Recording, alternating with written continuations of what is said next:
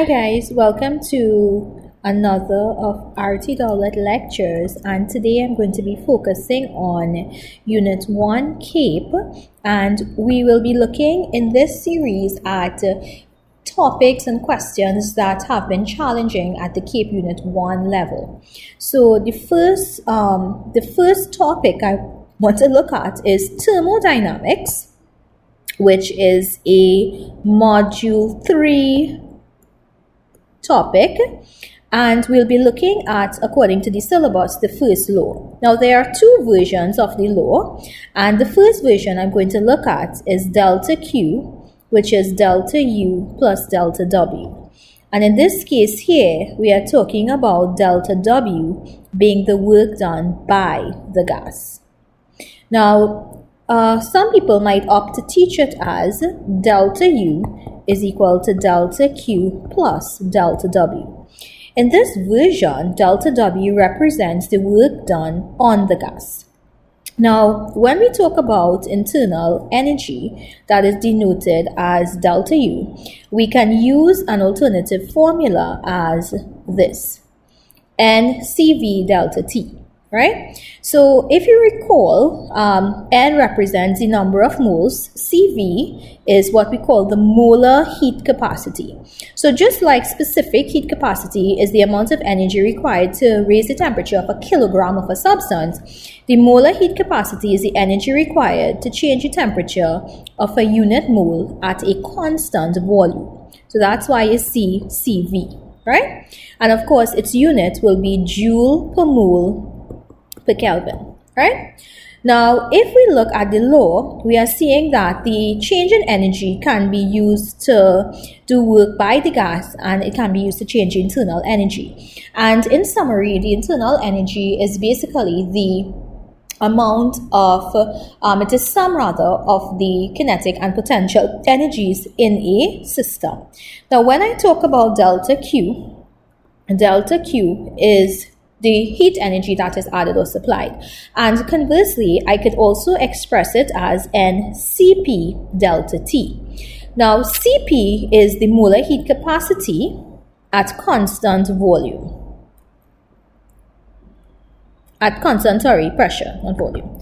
So it's the molar heat capacity at constant pressure. Right? Before, we saw it at constant volume. So it's equal to E, the same formula, which is the energy required per unit mole to cause a change in temperature.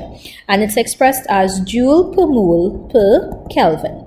Now, when you talk about a gas undergoing changes in volume at a constant pressure, or having no change in pressure, no change in volume at different changes in pressure, we can construct a PV diagram. And many times in the exam, they will give you a PV cycle, right? And then they will ask you to comment on it, right? So here, you could look at different, we could label it, and we could follow the arrow, right? Now, because this is a closed system, right, we can get the total processes, the net work done by all of the processes to give us the work done, right? All right, so here we would have an initial volume V1. This is V0, V1, P0, P1. So let's kind of talk a little bit about what happens. So when it goes from A to B, right, you would have a constant volume. So your pressure increases from P0 to P1. So that is what you call a constant volume, or isometric, right? And sometimes they call it isovolumetric, right? Where you have a constant volume. Now here, when you go from B to C, you have a change in volume from V0 to V1, right? Now, because this indicates you have a positive change in volume, it indicates that the gas expands. Whenever you consider the gas expanding, it has to do work against the external pressures of the surroundings.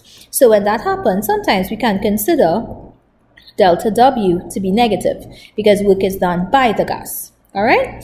Now, when you go from C to D, same thing. You have a constant volume, but you have a change in pressure. And you actually decrease in pressure from P1 to P0. right? And then when you go from D to A, you are looking at compression because you are reducing in volume from V1 all the way to V0. So your work is done on the gas, right? And that in essence increases its energy.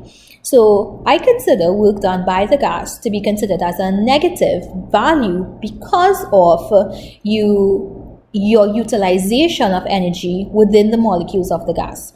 And that energy has to be used to do work against the external pressures in order to expand the gas. All right? But conversely, when we talk about, compression, an external force is applied to do work on the gas, and that in turn increases its energy. All right? So typically, what you can be asked is to determine, right? Using your equation, they give you different values, right? So you could use this version, and remember, if you use this version, the work done by the gas is tend to be positive. But if you use this version of the law, once you have work done by the gas, it will be negative. Okay? Now, if you remove heat, delta Q is negative. If you supply heat, delta Q is positive. Now, one of the things that we're going to look at is the process of constant pressure. Right, constant volume first, and then we look at constant pressure. So at constant volume, we're going to use our previous equation, which tells you that the work done is the pressure by the change in volume, right? So what happens here is that at constant volume, there is no change, so therefore you have no work being done. So if I substitute it into the first law, whatever heat is added causes a change in internal energy. And therefore, I can substitute the equation NCV delta T to get my equation for delta U. Now, if I consider at constant pressure, right, I'll use the first law, delta Q plus delta W, right? So here, you would have delta U being NCV delta T. At constant pressure, you have NCP delta T. Now, let's look at this delta W. Now, let's consider the gas expanding, right? So, it is P delta V. But remember, recall your equation of state where PV is equal to nRT. So, therefore, P delta V is nR delta T. So, now we could say from here, we could say NCV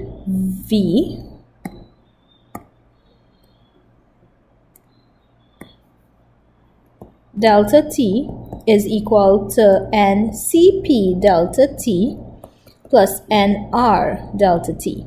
Now this will be negative because you are considering your gas expanding. So now I have NCV delta T is equal to NCP delta T minus NR delta T. So if I divide by N delta T, CV is CP minus R. So CP minus CV is equal to R. So the molar heat capacity at constant pressure minus the molar heat capacity at constant volume is R. And remember, R is the molar gas constant, which is 8.31. Now, many exam questions ask you to prove this, and then they go on to ask you, why is it that CP is greater than CV, right?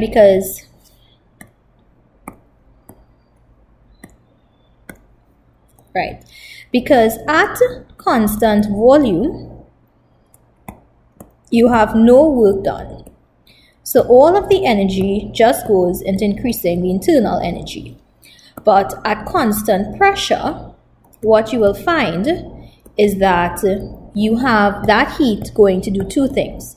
It goes to increase the internal energy, and it has to do work by the gas, right? And because when it does work by the gas, work has to be done against the external pressures to push the gas upwards in expansion. And therefore, you need a larger amount of energy.